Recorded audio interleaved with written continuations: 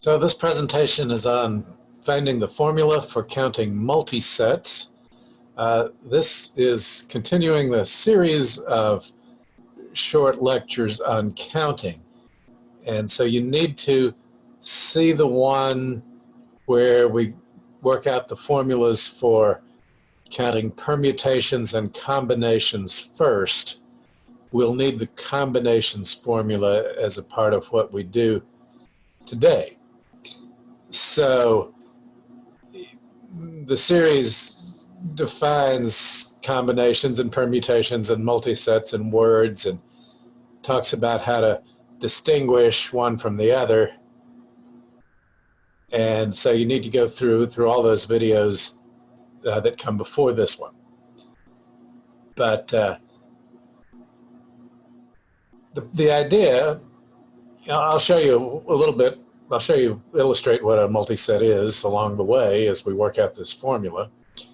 And we're going to do it with some small numbers. We're going to work out 3M5. And then we'll generalize to get a formula that would work with any numbers here, not just 3 and 5. Okay, so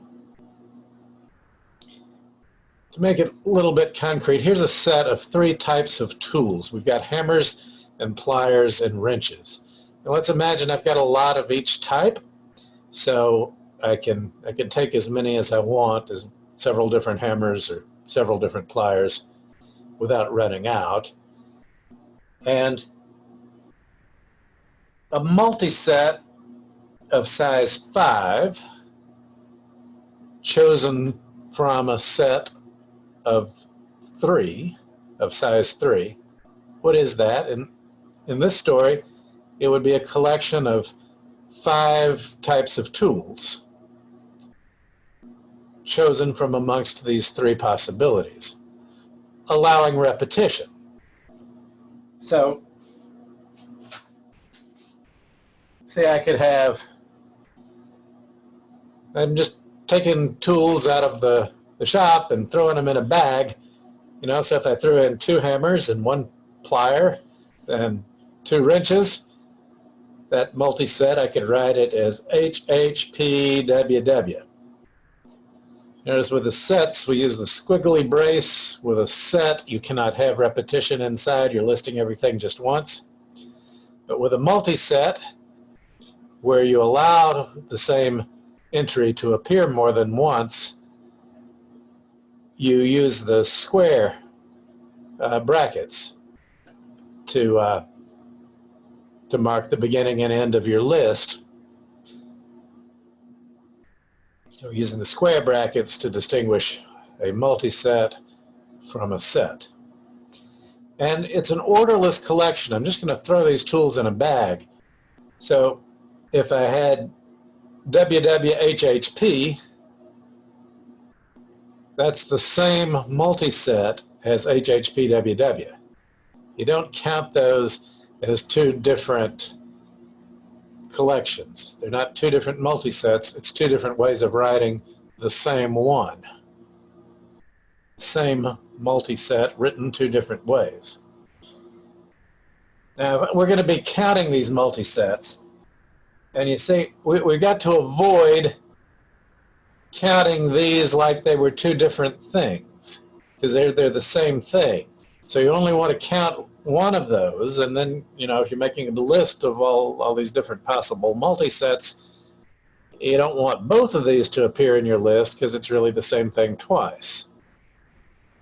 So to prevent that, because the sets are orderless, this is contradictory. It sounds contradictory, but it's not. It's because they're orderless. That's why we need to write them always in alphabetical order, because that's how we avoid writing the same thing twice. See?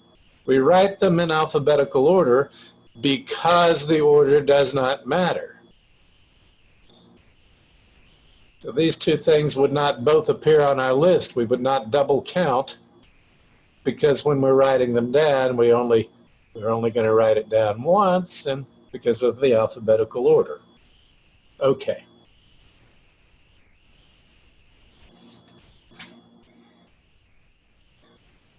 So Now I want to count how many different ways could you do it. How many different sets of 5 tools could you make from a collection of 3 different types? And it's going to be a lot easier. This is a trick. I never would have thought of this trick in a million years. It's like so much of math that's, once somebody shows you, it's easy, simple, simple. But I never would have thought of it. So, HHPWW. Hammer, hammer, pliers, wrench, wrench.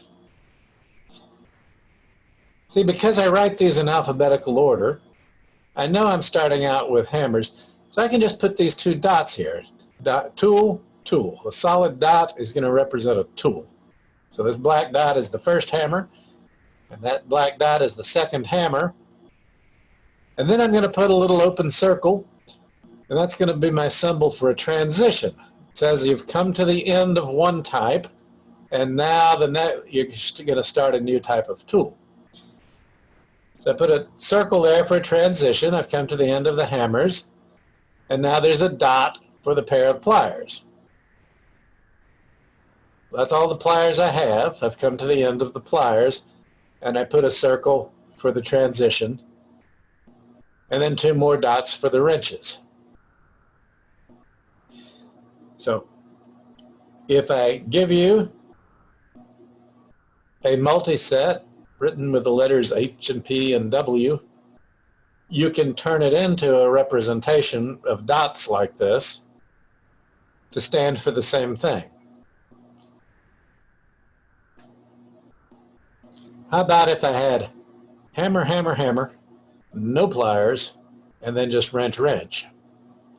So here are the dots for that. You see, I start out with the hammers, and I put as many dots as there are hammers.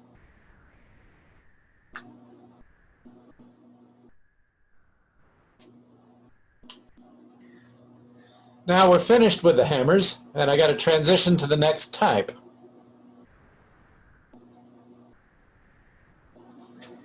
In alphabetical order, the next type is the pliers. So this is the transition to the pliers.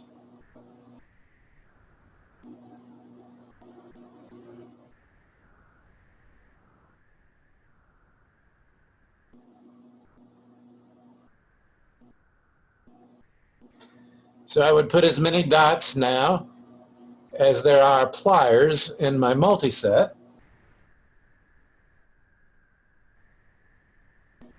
But there's not any pliers, so I don't put any black dots. I put another transition,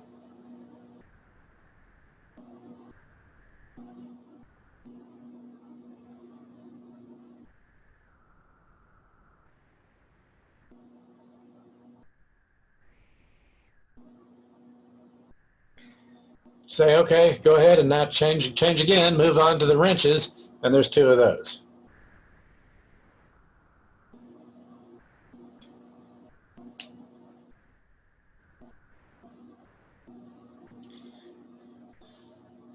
So let's see.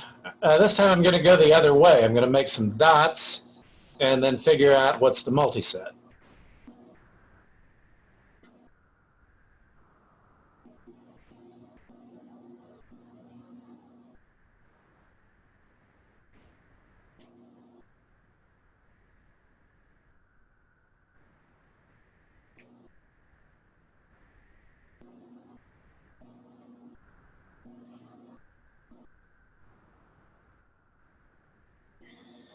So here are these dots, these first 3 dots. Well, you start with the hammers.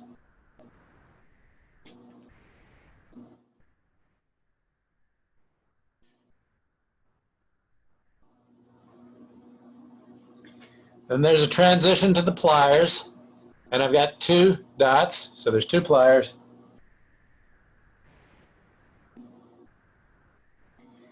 And then right at the end there's this transition to the wrenches, but no wrenches.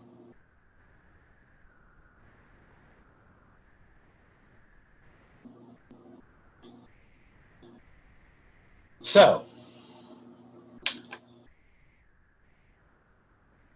what does this have to do with figuring out 3M5.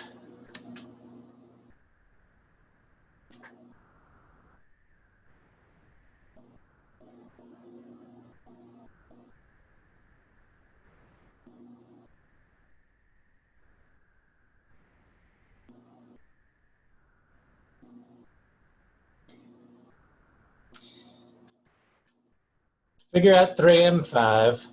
I want to calculate, do some arithmetic, figure out how many ways can I lay down these dots, because each dot pattern corresponds to a multiset.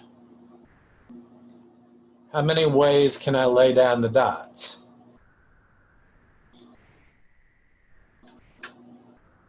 Now there are going to be 7 locations in all in the pattern. There are 5 black dots because I'm getting 5 tools.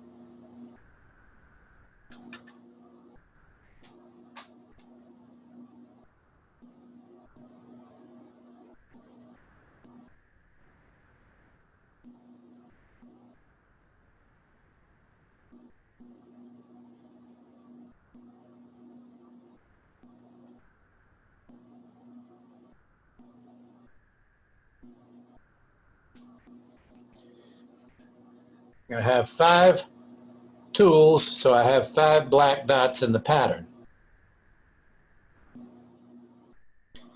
Or if I was doing NMR in general, the R is the number of dots.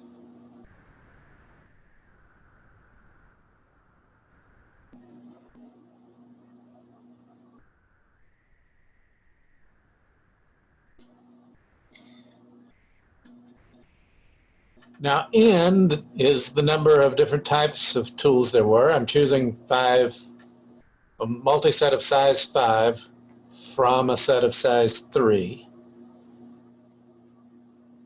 So if N is 3, I ended up with 2 circles because I have to transition twice. You know, if N was 7, I'd have to transition 6 times. I start with the first type of tool, and I change 6 times after that, so I've come to all 7 types. So whatever N is, the number of circles in the pattern, the open dots instead of the closed dots, the number of transitions is N minus 1. If N is 3, there's 2 transitions. If N is 7, there's 6 transitions.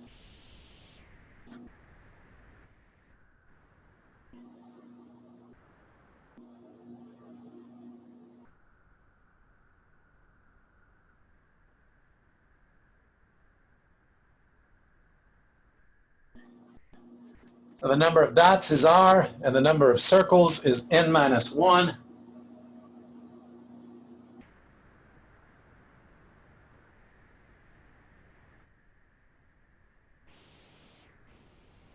And the total number of locations here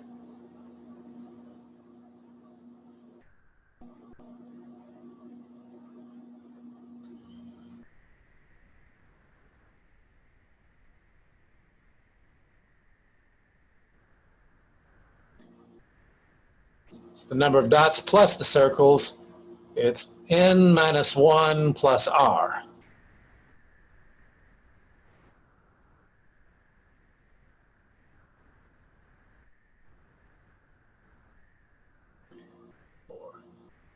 N plus R minus 1, same thing. So now the question is, well, let me finish out the 3M5, just do it with the specific numbers 3 and 5, and then we'll come back and we'll do it again with the N and the R in general.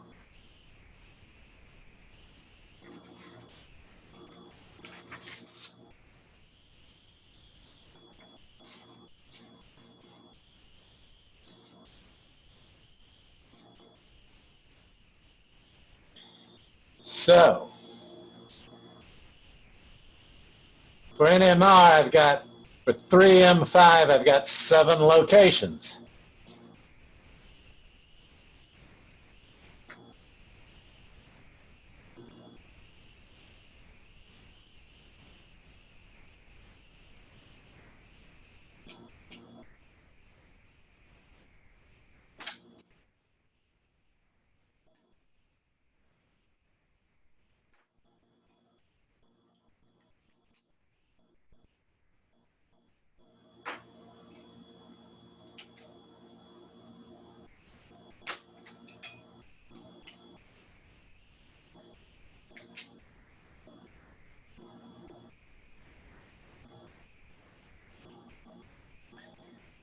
You see what I'm doing there? It's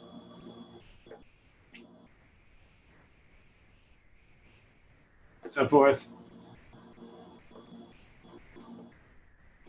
I've got 7 slots to fill in, and the question is, how many ways are there where I could choose 5 slots to put the black dots?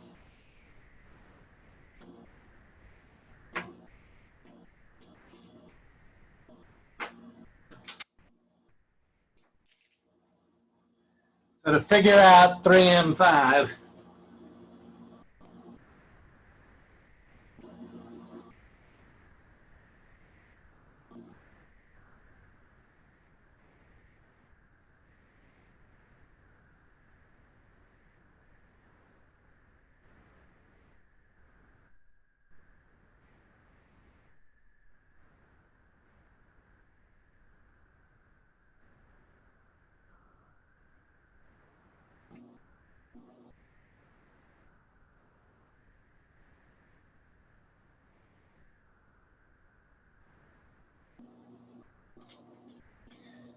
it's just from the 7 locations, how many possible ways are there to choose 5 of those locations?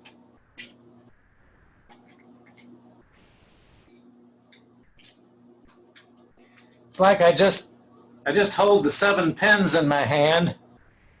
From a set of 7 pins, how many ways can I pick 5 of them? That's where I put the black dots. Circles go everywhere else.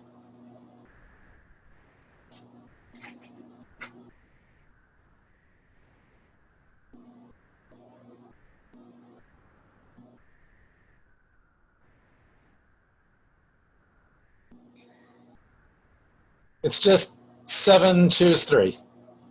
We did the combinations earlier. From 7 objects, how many ways can you choose 3?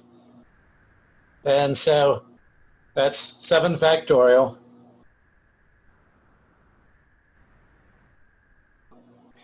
divided by 4 factorial times 3 factorial.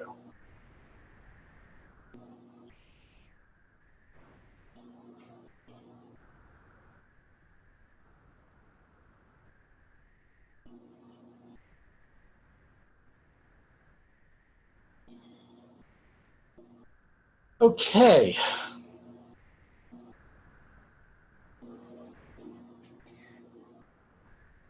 Well now.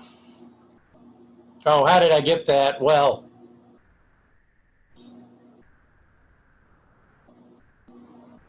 we had the formula. We used N and R before, but I don't want to use N and R right now because we already used them up here. But if I had A choose B, how many ways to choose B number of things from among A possibilities? That's A factorial on top.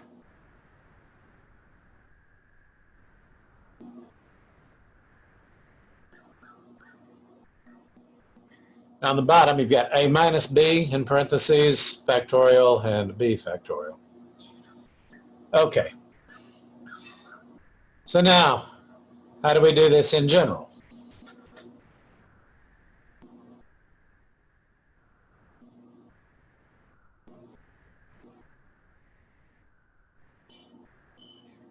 Well, what was that 7? It was N plus R minus 1. It's the number of dots plus the number of circles.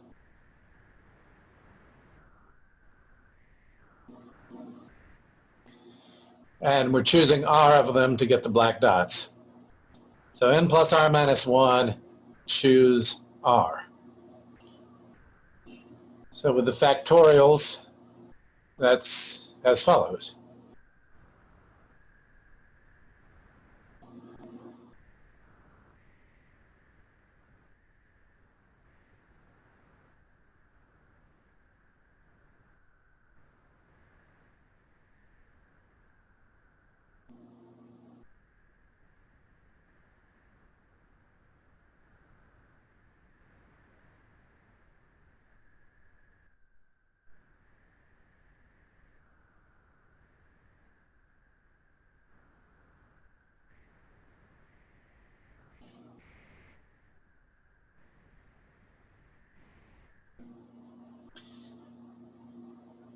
N plus R minus 1 in parentheses on top, factorial. All that's divided by, on the bottom, the product of R factorial with n minus 1 in parentheses, factorial. So that's the general formula for NMR. Okay, and that concludes this video, and I'll see you in the next one.